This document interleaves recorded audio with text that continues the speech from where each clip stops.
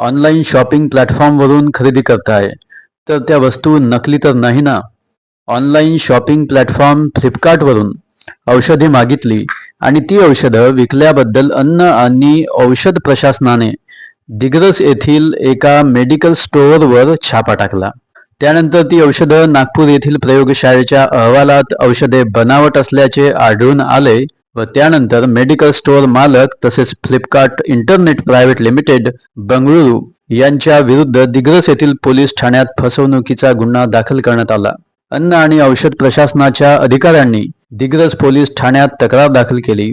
या तक्रारीनुसार अन्न व औषध प्रशासनाच्या पथकाने दिग्रस येथील मेसर्स महावीर मेडिकलमध्ये औषधाच्या साठ्याची तपासणी केली.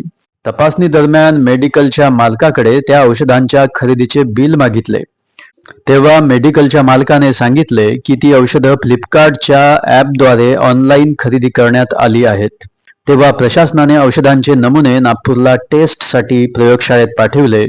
तेव्हा प्रयोगशाळेने त्यांच्या अहवालात स्पष्ट सांगितले की औषध काउंटरफिट म्हणजे नकली आहेत. तसेच मेडिकल स्टोअरचा मालक औषधांशी संबंधित कोणतेही अधिकृत बिल सादर करू शकला नाही.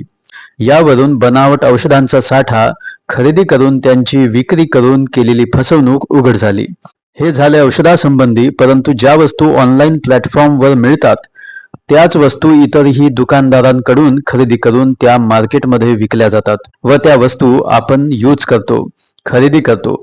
म्हणून बरेच लोक सहज बोलताना दिसून येतात की ऑनलाईनच्या वस्तू ओरिजिनल नसतात. ऑनलाईनवरती त्या वस्तू स्वस्त मिळतात म्हणून बरेचसे व्यापारी ऑनलाईन खरेदी करूनच त्या वस्तू आपल्याला विकत असतात. तेव्हा न्याय सेवामध्ये आज इथेच थांबूया. Thank you so much. Take care of yourself.